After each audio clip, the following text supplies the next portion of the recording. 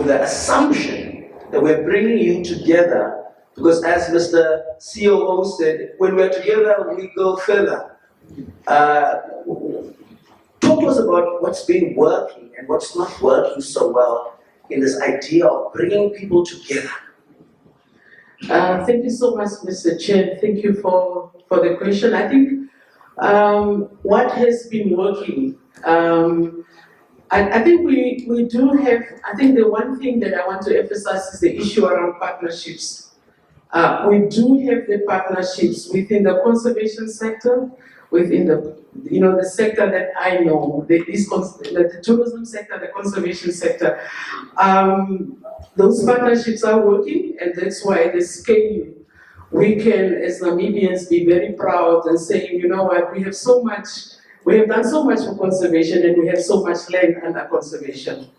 What is missing, and what is a challenge, is creating opportunities for our local people to be involved as business, people within that particular sector. And that's why I was referring to access, that there seems to be a challenge around issues around access of not just funding, but also our own capacities. How do we build those capacities?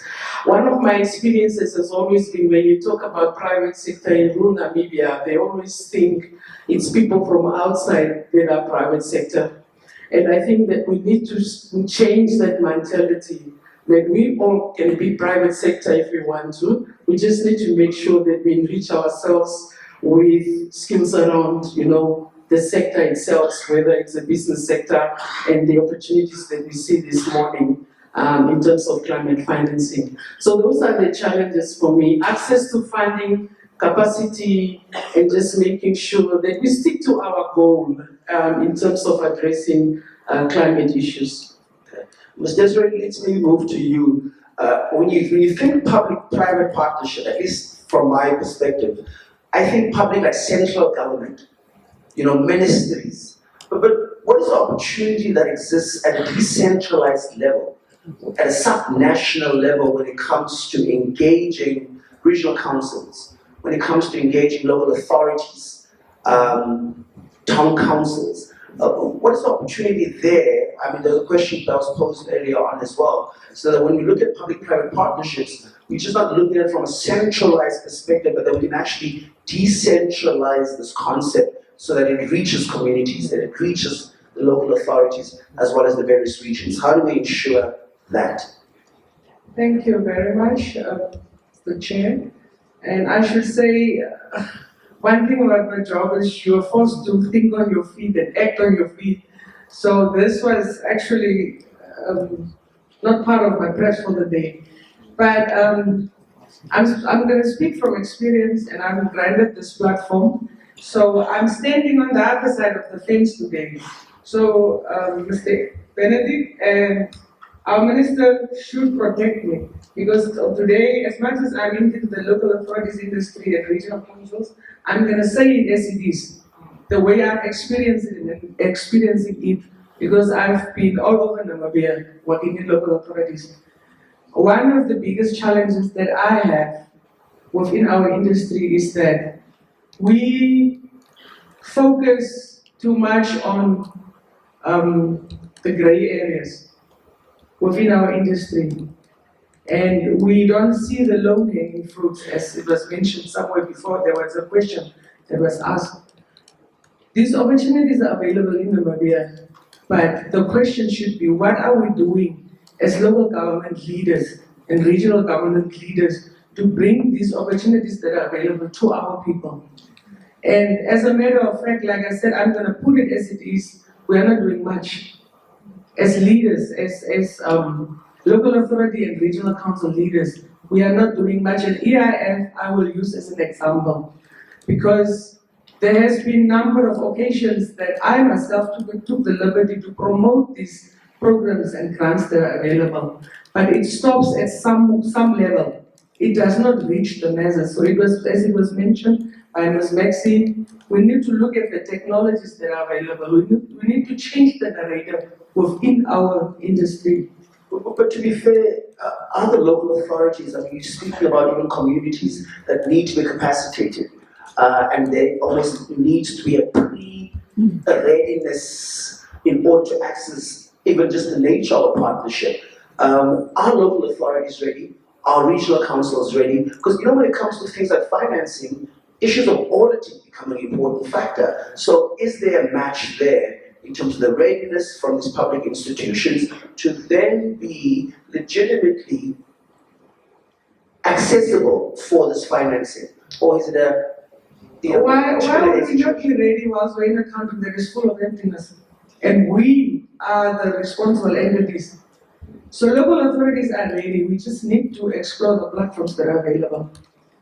As for instance, we sit with sanitation problems, we sit with waste management problems, and some local authorities can't even provide dustbins to the communities. How can we go about? These platforms are available. So regional and local authority councillors, we have to go out and explore what is available and bring it back to our communities. And that's a fact. Okay. Maybe back to Ms. Maxey, because right now we're at a very grassroots level as this conversation is going on, before we get to the top tier, commercial banking system. So let's keep it here for a second. Again, what is your experience in formulating an effective partnership model when it comes to local authorities, when it is the community? Are you also just predominantly focused on central government? What tactics are you using at that local authority, regional level that can accelerate climate financing to those communities? I think, let me talk about my experiences, and I'm sure there's a lot of experiences in this room because there's lots of communities that are sitting there, they have those experiences that they can share. But from my own experiences is that, when you look at, in other sectors, we do experience that it is working, but very much at a level where it stops because there's a lot of interest somewhere. And it does not reach the communities. That has happened so many times that we have excluded our communities in these partnerships because I have an individual interest myself before it actually gets to the communities. And there's a lot of case studies in these rooms and anywhere else in the regions where communities talked about, oh, we heard about this project, and that's where it ended up in Windhoek or somewhere in somebody's family or somebody's company that they have created for themselves. The issue of inclusiveness in terms of making these partnerships accessible to everybody, for me, that is the first stop in terms of being more open, more transparent. And this is not just government, this is also private sector, where they see a self-interest and they don't open up and be more inclusive. And it creates a lot of trust issues at the localized level. A lot of our people don't trust anybody that comes in and say, I want to have a partnership with you, because we have created an environment where communities are very wary in terms of going into these partnerships. In terms of capacities, yes, we need to build the capacities of communities to understand this piece, but we also need to make sure that they are included and it's not just lip services around some of these issues. I think that is my experience. Well, thank you very much. I think we'll keep it there at the grassroots level. Now, just to give some context to what's happening within the macroeconomic environment, on the African continent from 2020 to 2030, the estimated funding required for African countries in terms of the NDCs contribution is approximately $2.8 trillion, which represents 93% of African governments' needs. So what that means is African governments have committed $264 billion of domestic public resources towards financing the implementation, which is a mere 10% of the total estimated costs for the implementation.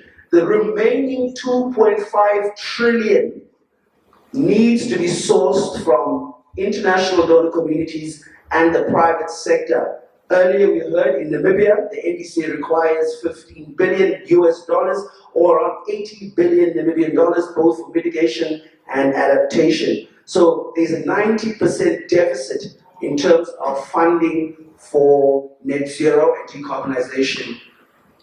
We know Bank Windhoek started, like we said, this first sustainable bond, as well as there were beneficiaries from the 45 million euros credit line that was benefited with the EIF. So is this why Bank Windhoek is getting involved, and what has been your experience at a practical level in making funding more accessible? Thank you for the question, Chair. So to answer the question, as a locally owned commercial bank, I think we came to the realization that whatever happens within our surroundings obviously will affect us at some point. And in that sense, that we should then also start then making an active contribution to sort of alleviating the problem, because issues of climate change cannot be solved by one entity, by one government. It's a matter of collective action. So it's the drive of creating more access to what we do best, which is debt provision. How do we then weaponize that, for lack of a better word, weaponize that funding to sort of attack the issue here that we're trying to address? So in that sense, the Sunrise program really opened our eyes to a lot of issues around climate mitigation, climate adaptation, and so forth. As commercial banks, we're risk averse in the sense that I'm dealing with Me'aina's money. I can't just give it to any project that comes to the desk. So we need to understand what are the risks associated with that project before we hand over the funding to implement that project. So in that sense, yes. So we then worked on how do we then raise funding, which then came about with matching bonds, issuing green bonds, sustainability bonds, to access private sector funding and sort of earmark it for these types of projects. So in that sense, we really do try within our mandate.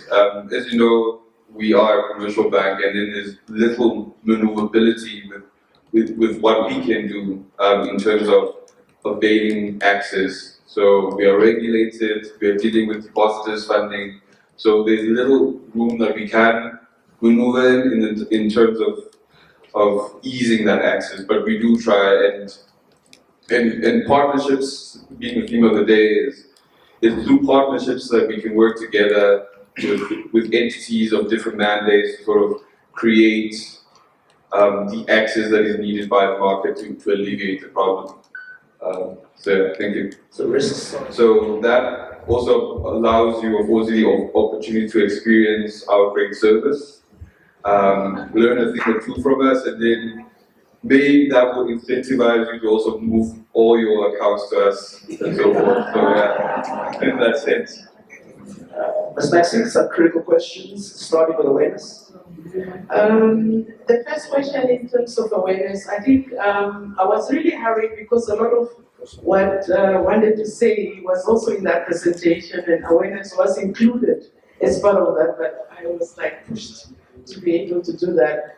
I just wanted to say something around the challenges of policies, and that is also our experience in terms of investment in communal areas.